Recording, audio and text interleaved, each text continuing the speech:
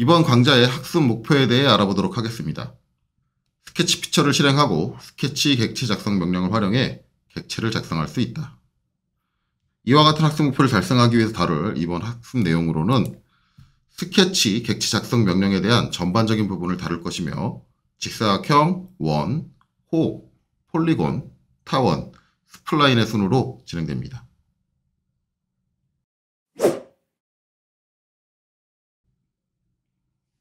자, 이전 시간에 스케치 작성으로 들어가서 스케치 요소를 작성할 수 있는 명령을 학습을 하고 몇몇 요소를 그린 다음에 지우는 법을 알아봤어요. 일단 작성하는 요소는 이제 선 요소를 알아봤었죠. 근데 이제 스케치 작성하는 요소는 선 말고도 다양하게 존재하기 때문에 이번 시간에는 나머지 스케치 요소를 작성할 수 있는 명령들에 대해서 알아보도록 하겠습니다. 자, 일단 스케치 작성하러 들어가야 되니까 툴바에 있는 스케치 작성 클릭해주고요. 스케치를 작성해 줄 수 있는 평면을 선택을 해야 되는데 일단은 XZ 평면, 정면에 해당하는 여기를 클릭해서 스케치 작성으로 들어가겠습니다. 자, 이전에 툴바에서 봤던 명령 작성 패널을 확장을 하고요. 선이었는데 그 밑에 보면 이제 직사각형이라고 있죠. 이 안에는 이제 세 가지 형태의 직사각형을 작성해 줄 수 있는 명령이 있고요. 이 바깥에도 이제 직사각형을 작성해 주는 명령이 빠져나와 있는데 여기 세 개 중에 2점 직사각형이 빠져나와 있는 거죠. 그래서 2점 직사각형 같은 경우는 뒤에 단축키 R이 할당이 되어 있고 키보드 R로도 실행이 가능합니다. 자, 일단 2점 직사각형 한번 클릭을 해서 작성을 해보면 화면상에 한 점을 딱 클릭을 하고 마우스로 움직여 보시면 이렇게 사각형이 나와요. 직사각형 형태가 나오죠. 이제 원하는 방향으로 가서 클릭을 해주면 두 번째 점이 대각이 되는 점이 돼서 직사각형을 완성해 줍니다. 자, 2점 직사각형 가지고 그릴 수 있는 이제 직사각형 같은 경우는 일단 서로 대각이 되는 두 점을 입력을 해서 그려준다라는 거고요. 뭐 입력이 되는 대각의 방향이라든가 아니면 순서는 상관은 없어요. 상관없이 작성이 됩니다. 자, 그 다음 이제 알아볼 거는 작성. 자, 직사각형 밑에 있는 3점 직사각형입니다. 3점 직사각형 클릭을 하고요. 자, 한 점을 찍고 나서 대각으로 마찬가지 뽑아줄게요. 자, 대각의 한 점을 찍고요. 그 다음에 마우스로 움직여보면 이렇게 되죠. 그래서 처음에 두 점을 찍게 되면 그게 이제 사각형이 놓여지는 방향, 각도가 되죠. 각도가 되고 그 다음에 그 각도를 기반으로 사각형의 높이를 지정을 해주면 직사각형이 완성이 된다. 그래서 2점 직사각형 같은 경우는 무조건 수평, 수직 형태의 직사각형밖에 작성을 못합니다. 그래서 원하는 각도에 맞춰서 기울어진 사각형을 그려야겠다라고 한다면 그때는 3점 직사각형을 이용해서 그려주시면 되겠죠. 자, 그 다음은 작성. 직사각형, 중심 직사각형이에요. 중심 직사각형 클릭하고 화면에서 한 점을 딱 찍고 그 다음에 마우스 움직여 보시면 이렇게 나오죠. 직사각형의 정중앙을 먼저 선택을 하고요. 그 다음에 그 중앙으로부터 대각의 거리를 뽑아주면 그 중앙을 기준으로 대칭 해서 직사각형을 구성을 해주는 거죠. 그래서 일반적으로 이제 대칭 형상이라든가 아니면 사각형을 배치할 때 사각형의 정중앙을 기점으로 이제 위치를 배치해줘야 된다라고 할 때 일반적으로 중심 직사각형을 많이 사용을 합니다. 그래서 이렇게 세 가지 방식으로 사각형을 작성을 해줄 수 있다라는 거고요. 자, 작성된 사각형들을 보면은 2점 직사각형과 그 다음에 3점 직사각형으로 그려진 형상과 중심 직사각형은 약간 좀 다르죠. 중심 직사각형 같은 경우는 안쪽에 이렇게 점선의 모양으로 주황색으로 선이 들어가 있는데 저렇게 표시되는 선은 이제 구성선이라고 합니다. 구성선은 이제 어떤 형태를 정의해주는 선이 아니에요. 그래서 지금 선 안쪽에 이제 선들이 그려져 있지만 이 안에 영역이 삼각형 4개로 나눠서 선택되진 않고 지금 마우스 갖다 대보시면 그냥 사각형 전체가 활성화가 되는 걸 볼 수 있죠. 그래서 이제 면으로 구성이 되는 거는 사각형 전체를 보고 삼각형은 이제 보지 않습니다. 이렇게 되는 건 이제 구성선은 어떤 형태를 정의해주는 선이 아니라 형태를 정해준 선 외에 이제 치수의 기준이라든가 아니면 어떤 위치의 기준, 어떤 기준점이나 참조점을 이제 생성을 해야 될 때 추가적인 선이 필요한데 이게 형상에 영향을 미치면 안 된다라고 할 때 사용될 수 있는 선이 구성선이에요. 구성선은 이제 본인이 마음대로 제어를 할 수 있는데 구성선을 제어해 주는 방법은 어떻게 되냐면 여기 이제 2점 직사각형으로 그린 사각형에서 오른쪽에 있는 선, 요 수직선을 구성선으로 바꾸고 싶다라고 한다면 자, 요 수직선을 마우스로 클릭해서 선택을 하시고 우측에 보면 이제 스케치 팔레트가 있죠. 스케치 팔레트의 선 종류의 첫 번째가 구성입니다. 이 버튼을 클릭해 주시면 선이 구성선으로 바뀌어요. 구성선으로 바뀌면서 지금 이 사각형에서 바뀐 게 뭐냐면 아까는 내부 영역이 하늘색으로 색깔이 채워져 있었는데 이제는 하늘색으로 색깔이 채워져 있지 않습니다. 일반적으로 안쪽에 하늘색으로 색깔이 채워져 있지 않다라는 건 완전히 닫혀있지 않다라고 저번에 제가 얘기를 했죠. 닫혀있지 않은 형상이 되는 게 요 오른쪽에 있는 수직선이 구성선이 되면서 구성선은 아까 제가 얘기했듯이 형상을 정의해주는 선이 아닙니다. 그러니까 형태적으로는 여기가 선이 없는 개념, 이렇게 없는 개념이다 라고 보기 때문에 저쪽이 열려있다 라고 보는 거죠. 그래서 저렇게 안쪽에 있는 색상이 빠지게 된다. 그래서 구성선은 이제 저런 특성을 가지고 있다라는 걸 이해하고 활용하셔야겠죠. 자, 이렇게 해서 이제 직사각형을 그리는 방법에 대해서 알아봤습니다. 자, 이번에 알아볼 명령은 작성 패널에서 직사각형 밑에 있는 이제 원입니다. 한 5가지 정도의 방식을 제공을 해주고 있고요.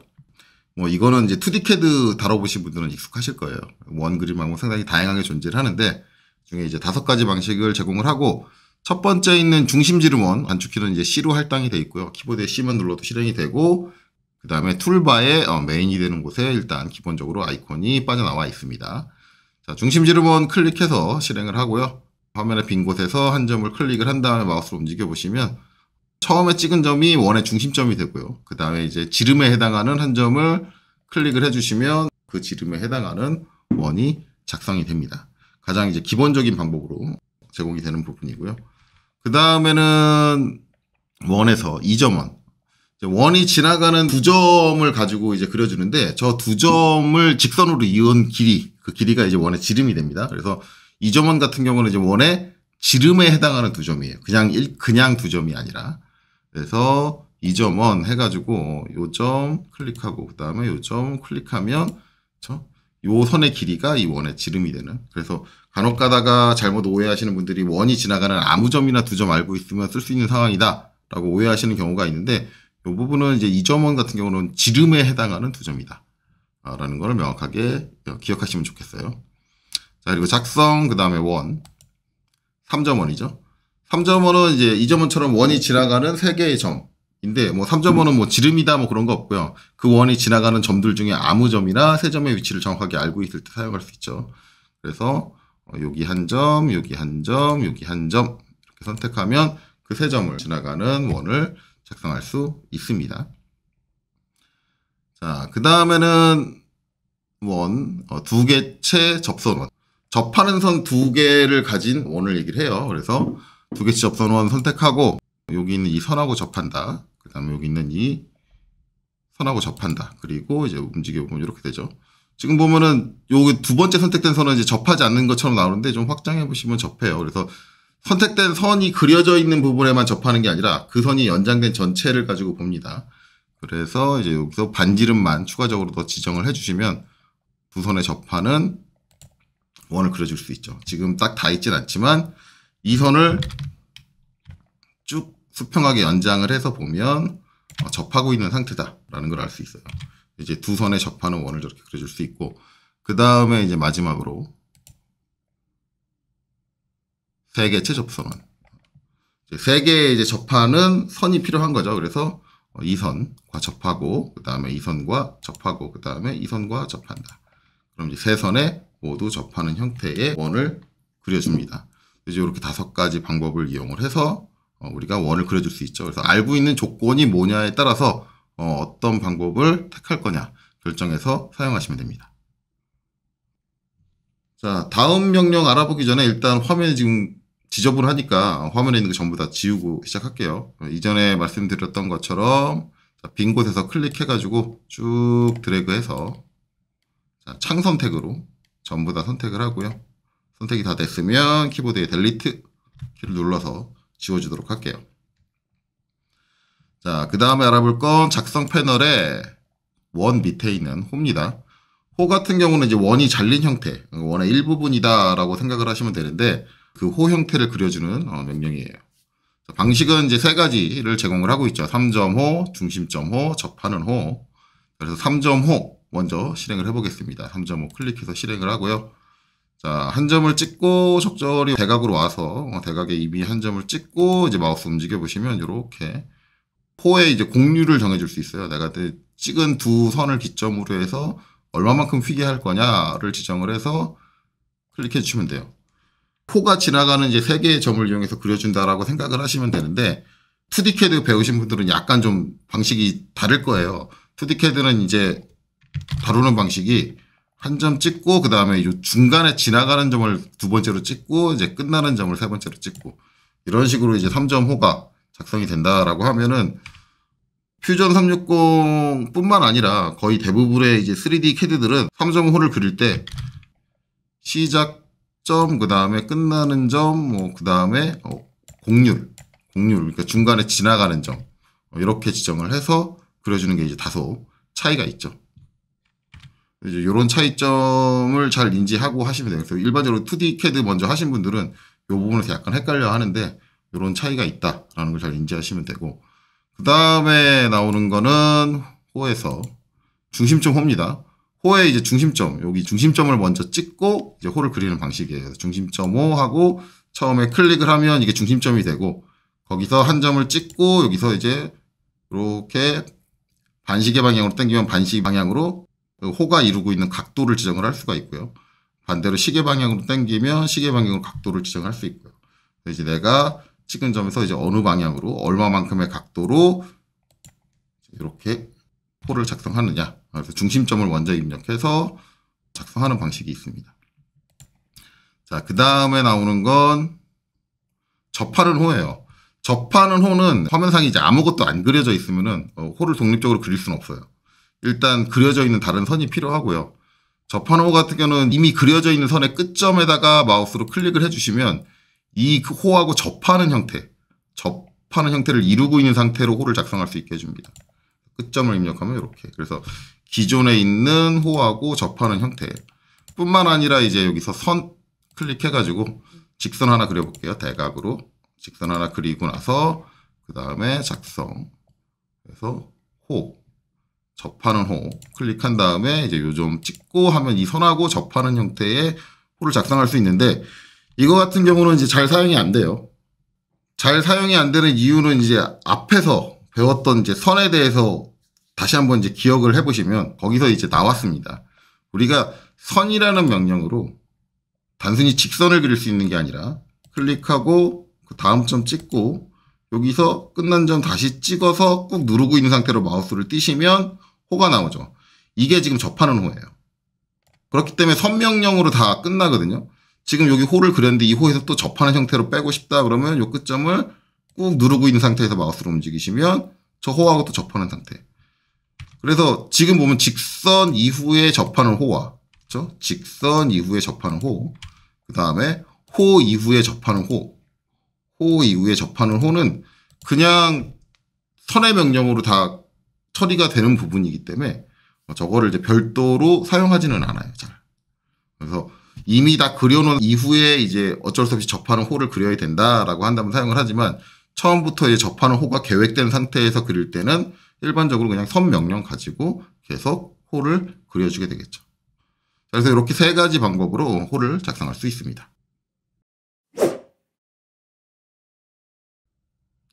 자, 이번에 살펴볼 건 작성 패널에서 호 아래에 있는 폴리곤이에요. 자, 폴리곤은 다각형을 그려주는 명령입니다. 일반적으로 이제 2D CAD 접해보신 분들은 많이 익숙하실 거예요. 그래서 지금 제공되는 방식이 외접, 내접, 모서리 폴리곤 이렇게 세 가지가 있는데 이것도 2D CAD에서 동일한 옵션으로 구성이 되어 있죠. 자, 일단은 외접 폴리곤입니다. 외접 폴리곤을 선택을 하고 자, 한 점을 찍으면 지금 찍은 점이 다각형의 중심점이 되고요. 마우스를 이렇게 움직이시면 그 중심점을 기준으로 다각형이 나오는데 원이 같이 그려져 있죠. 저게 이제 내접이냐 외접이냐 구분하는 게 다각형이 저 원과 바깥에서 만나는 상태, 지금이 이제 바깥에서 만나는 상태죠.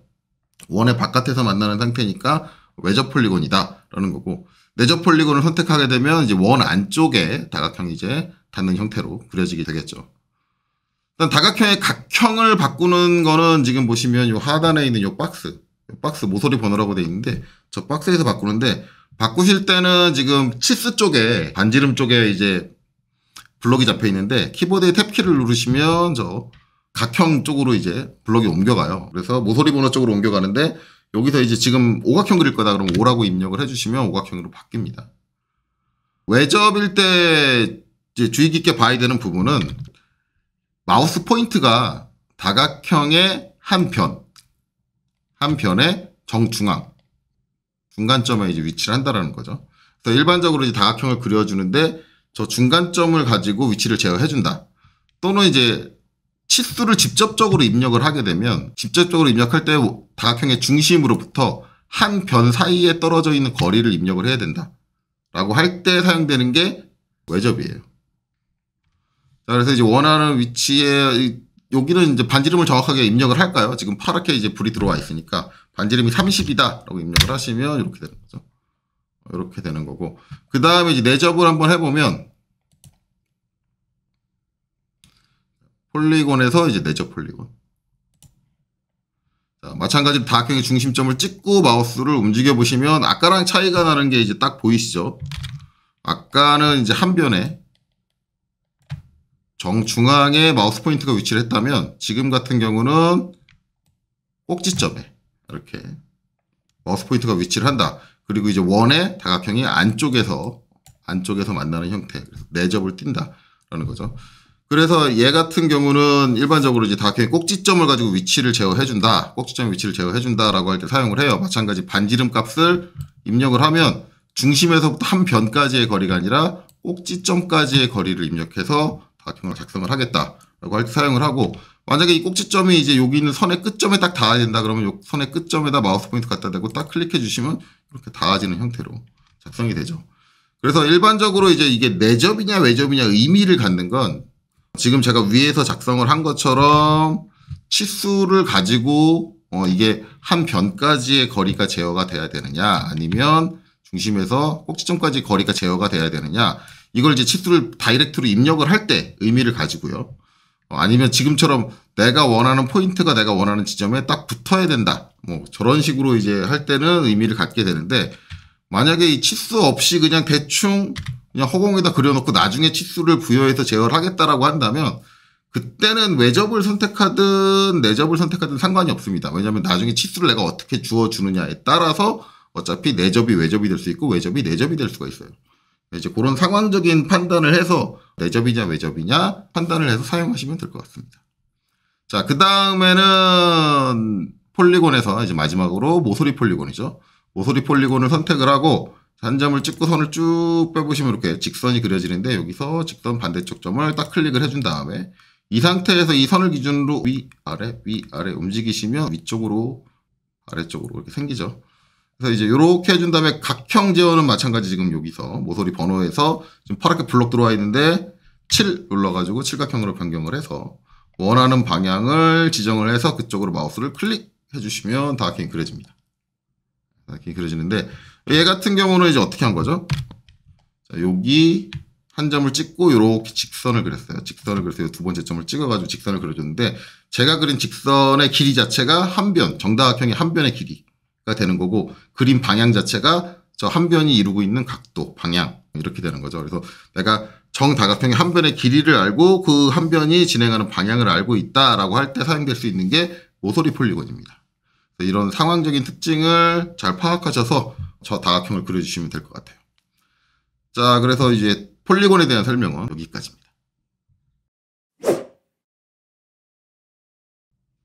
자, 다음 명령 알아보기 전에 화면이 꽉 찼죠. 그래서 화면에 있는 게 전부 다 지우고 다시 하도록 할게요. 자, 일단은 화면 바깥으로 좀 벗어난 게 있으니까 일단 걔네들 다 보이도록 화면을 좀 조정을 하겠습니다. 자, 마우스 가운데 휠을 더블 클릭 해주면 화면에 꽉 차게 들어오죠. 이 상태에서 여기 왼쪽에서 지금 요 팔레트에 좀 가려져 있는 애들이 있거든요. 그래서 이제 왼쪽에서 마우스 클릭해주고 드래그해서 꾹 누르지로 드래그해서 걸침 선택으로 전부 다 걸칠 수 있도록 이렇게 선택을 해서 다 선택을 해주고요. 자, 델리트 키 눌러서 지워주도록 하겠습니다. 자, 그 다음에 이제 알아볼 건 작성 패널에 있는 폴리곤 밑에 있는 타원이에요. 타원은 이제 찌그러진 형태의 원을 얘기를 하죠. 사용 방법은 되게 간단해요. 그래서 타원 명령 클릭해서 실행을 하고요. 자, 한 점을 찍겠습니다. 찍고 그 다음에 마우스로 움직여 보시면 이렇게 나와요. 지금 보시면 제가 찍은 점이 이 점이 타원의 정중앙 중심점이 되고요. 그 다음에 이제 이쪽으로 이제 한쪽으로 움직이면 이제 절반의 거리를 가는 거죠. 절반의 거리를 가는 건데 이 절반의 거리를 가게 되면 이제 전체 좌우는 이제 대칭이니까 전체 길이가 확정이 납니다. 그래서 이제 한쪽 축의 전체 길이를 지정을 해주는 거죠. 그래서 여기서 클릭. 자, 이래놓고 마우스로 움직이면 이렇게 방금 전에 제가 길이를 지정해준 축과 정확하게 직각을 이루는 축의 길이를 지정해서 여기서 이제 원하는 길이에서 클릭을 해주시면 이렇게 타원이 그려진다. 타원 같은 경우는 이제 원하고 좀 다르게 원 같은 경우 반지름 또는 지름으로 정확한 치수로 이제 어떤 형태를 규정할 수 있지만 타원 같은 경우는 이제 그렇게 규정을 할 수 없다 보니까 이제 일반적으로는 타원에 이제 두 개의 축이 존재를 하는데 한쪽 긴 쪽을 이제 일반적으로 장축이라고 하고 그 다음에 짧은 쪽을 이제 단축이라고 하는데 이 장축과 단축의 길이를 가지고 타원을 생성을 해주는 거죠. 제가 이제 처음에 그릴 때 장축의 길이를 먼저 입력을 하고 그 다음에 단축의 길이를 입력을 했는데 이게 장축을 먼저 입력하느냐 단축을 먼저 입력하느냐는 중요하진 않아요. 그 순서적인 차이는 없기 때문에 작성해서 이제 다시 타원 해가지고 그려보면 여기 중심점 놓고 그 다음에 단축을 먼저 지정을 하고 그 다음에 장축을 지정을 해도 똑같은 형태로 타원이 작성이 됩니다. 그런 순서적인 차이는 없다라고 인지하시면 되겠죠. 그래서 타원을 그리는 방식이 다예요. 이게 다인데 일반적으로 이제 저 타원이라는 요소 자체는 디자인적으로는 많이 활용될 수 있는데 설계적으로 이렇게 많이 활용되는 요소는 아니에요. 앞에서 말씀드렸듯이 어떤 정확한 치수로 규정하기에 상당히 애매한 형태고 제작 방식이나 그런 것 자체도 저런 형태를 만들려고 그러면 적절하진 않아요. 적절하진 않아서 뭐 특수한 상황에서는 사용이 되기는 하지만 일반적인 설계 상황에서는 명확하게 치수를 줄 수 있는 형태들을 더 많이 활용을 하다 보니까 일반적인 설계에서는 그렇게 많이 활용되는 요소는 아니다. 이 정도만 알고 계시면 되겠죠. 그래서 어쨌든 타원은 이런 식으로 그려줄 수 있다. 자, 다음으로 볼 거는 작성. 밑에 보면 타원 밑에 슬롯이 있는데 슬롯은 좀 건너뛸게요. 건너뛰고 저거는 이제 이 좀 이후에 다루는 게 나을 것 같고요. 자, 그 밑에 있는 스플라인입니다. 자, 스플라인 같은 경우는 이제 자유곡선을 그린다고 생각을 하시면 돼요. 뭐 우리가 이제 손으로 이제 자유롭게 곡선을 그리는 형태다라고 생각하시면 되는데 방식을 두 가지를 제공을 합니다. 그래서 맞춤점 스플라인, 그 다음에 제어점 스플라인 두 가지를 제공을 하는데 두 개가 똑같은 방식으로 작업을 해도 차이를 보여요. 그래서 어떤 차이가 있는지 그걸 좀 비교해서 좀 볼 필요가 있어요. 자, 그걸 좀 정확하게 비교해서 보기 위해서 일단은 좀 보조적인 선이 필요해서 일단은 저 위로 제일 위로 올라와서 선명령을 실행을 하고요. 선명령을 실행을 하고 지금 우측에 비어있는 공간에다가 지그재그 형태로 직선을 조금 그려놓겠습니다. 대충 그냥 막 그려놓을게요. 자, 여기서 끝낼 거니까 ESC 눌러서 작업을 끝내겠습니다. 자, 그리고 지금 그려놓은 이 지그재그 선들은 스플라인하고 명확하게 구분해서 보기 위해서 선의 형태를 지금처럼 일반적인 선의 형태가 아닌 구성선으로 변경을 하겠습니다.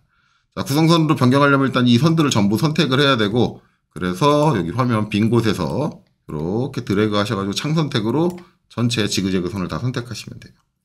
자, 구성선으로 변경할 때는 앞서서 얘기를 했지만 스케치 팔레트의 선 종류에서 구성선 아이콘을 클릭해 주시면 선택된 선들이 전부 다 구성선으로 변경이 됩니다. 그리고 선택 취소하기 위해서 ESC 눌러서 선택 취소할게요. 자, 이 선을 기반으로 이제 이 선의 끝점들, 꼭지점들을 기반으로 이제 자유곡선을 한번 그려보도록 하겠습니다. 그래서 작성, 자, 스플라인 와가지고 첫 번째는 맞춤점 스플라인 클릭을 하고요. 이 선에 이제 각 점들을 클릭을 할 거예요. 순서대로 클릭, 그 다음에 이 점 클릭, 그 다음에 이 점 클릭. 그렇죠? 선들이 점을 클릭할 때마다 점차적으로 이제 휘죠. 휘는 형태로 이렇게, 이렇게, 이렇게. 자, 스플라인 사용할 때 주의하실 점이 한 가지 있는데 이 상태에서 작업을 끝내기 위해서 아까 우리 선으로 이거 지그재그 그렸을 때 어떻게 했죠? ESC로 끝냈죠. 근데 얘 같은 경우는 ESC를 누르시면 기존에 작성됐던 스플라인들이 전부 사라집니다. 즉 말 그대로 ESC가 취소잖아요. 근본적인 명령 자체가 말 그대로 취소가 돼버려요. 얘는 이렇게 끝내시면 절대 안 되고 작성해서 스플라인 맞춤점 스플라인에서 지그 재그 다 찍어주고요. 이렇게 하고 작성을 마치실 때 여기 체크 버튼 누르시면 되고요. 체크 버튼 누르면 명령이 끝나지가 않죠. 명령까지 완전히 종료를 하겠다 그러면 마우스 오른쪽 클릭하신 다음에 확인 버튼 클릭해 주시면 작성이 완료가 돼요. 이렇게 자유곡선 스플라인이 완성이 되죠. 스플라인 같은 경우 이제 작성되고 나서 보면 제가 찍은 점들, 맞춤점 스플라인 같은 경우는 찍은 점들을 전부 다 통과를 합니다. 곡선 자체가. 저 점들을 전부 다 통과할 수 있는 상황에서 적절한 공률을 이제 퓨전 360이 자동으로 연산을 해요. 그래서 적절한 공률을 배열을 해주는데 이 배열된 공률 자체가 마음에 안 든다 그러면 그거는 조정을 해주면 됩니다. 아까 작성되자마자 끝나고 나서 막 이상한 녹색 선들이 보였죠. 그래서 클릭을 해보시면 이렇게 녹색 선들이 보이는데 이걸 이제 핸들이라고 해요. 핸들. 핸들이 해주는 역할은 지금 요 점에 붙어 있는 요 양쪽으로 뻗어 있는 이 핸들 같은 경우는 이 점에서 선이 기본적으로 진행을 시작하는 시작 각도, 방향과 그다음에 이 직선을 타고 쭉 가려고 하는 이 직선을 따라서 가려고 하는 영향력이 이 선의 길이에요. 영향력을 제어해 줄 수 있어요. 그래서 핸들에 있는 녹색 점을 잡아가지고 쭉 당겨주시면 영향력이 점점 줄고 각도도 바뀌죠. 이런 식으로 해서 각 점마다 선택을 해가면서 내가 원하는 형태로 공률을 제어를 해줄 수 있어요. 이렇게 제어를 해주고 이런 식으로 제어를 해서 자유곡선을 생성하는 게 이제 맞춤점 스플라인이죠. 자, ESC 눌러서 선택 다 취소하고요. 자, 그 다음에 작성에 와서 이번엔 스플라인의 제어점 스플라인입니다. 자, 제어점 스플라인 실행을 하고요. 같은 점을 입력을 할 겁니다. 자, 요 점, 그 다음에 다음 점, 그 다음에 또 다음 점. 다음 점. 점을 찍어 가면 갈수록 보면은 곡선의 형태가 많이 다르다라는 걸 느낄 수 있죠. 그래서 마지막 점까지 클릭하고 반드시 끝내실 때는 마우스 오른쪽 클릭 확인 눌러서 끝내야겠죠. 그래서 여기 작성된 곡선 제어점 스플라인 작성된 건 이런 형태죠. 그래서 제어점 스플라인 같은 경우는 내가 찍어준 점들을 통과하는 스플라인이 아니에요. 찍어준 점들은 이 선의 공률을 제어하기 위한 제어점입니다. 그래서 차이가 나는 게 맞춤점 스플라인 같은 경우 선택을 하면 이런 핸들들이 보이는데 제어점 스플라인 같은 경우는 선택을 하면 핸들이 전혀 보이질 않아요. 얘 같은 경우는 이 점들의 내가 찍어준 점들의 위치 관계에 의해서 변경이 되는 거기 때문에 이 점의 위치를 이제 변경을 해주셔야 돼요. 그래서 지금 엮여 있어가지고 지금 맞춤점 스플라인까지 다 같이 옮겨지는데 얘는 이제 이 공률을 제어해 주려면 이 점의 위치를 이동을 시켜서 공률을 제어해 줄 수밖에 없다. 맞춤점 같은 경우는 저 핸들이랑 저 점의 위치랑 모두 다 합쳐가지고 이제 형태를 제어해 줄 수 있다 그러면 제어점 스플라인은 오로지 이 점의 위치들의 관계성만 가지고 제어가 된다. 일반적으로 사용되는 거는 스플라인 자유곡선을 그리는데 내가 원하는 지점을 정확하게 통과하는 자유곡선을 작성을 해야 된다라고 한다면 그때는 맞춤점 스플라인을 사용을 하고요. 좀 완만한 형태, 내가 생각한 것보다, 내가 예상하는 것보다 좀 완만한 형태의 형태를 정의해야 된다 그러면 제어점 스플라인. 정확하게 개념을 잡으려면 이제 나중에 서페이스라든가 넙스라든가 넘스의 개념들을 활용을 하는 작업에서 이 곡면을 면으로 전개를 했을 때 어떤 영향력을 갖느냐에 따라서 이제 정의해 주는 게 제어점 스플라인의 개념이라고 생각을 하시면 돼요. 그래서 이제 그런 부분이 있다. 그런 차이가 있다. 그래서 일반적으로 내가 원하는 지점을 통과하는 경우를 많이 사용을 하기 때문에 맞춤점 스플라인을 많이 사용을 하고요. 제어점 스플라인 같은 경우는 이제 디자인 쪽에서 이제 유선형 디자인이라든가 그런 부분을 할 때 좀 그 곡률 제어를 이제 특정 면을 기준으로, 면의 조합을 기준으로 생각을 할 때, 그럴 때 많이 활용을 합니다. 이런 식으로 자유곡선을 작성할 수 있습니다. 그래서 스플라인은 이렇게 작성을 한다라고 보시면 되겠죠. 자, 이렇게 해서 우리가 스케치에서 이제 필요로 하는 요소들을 작성할 수 있는 명령들에 대해서 좀 알아봤는데요.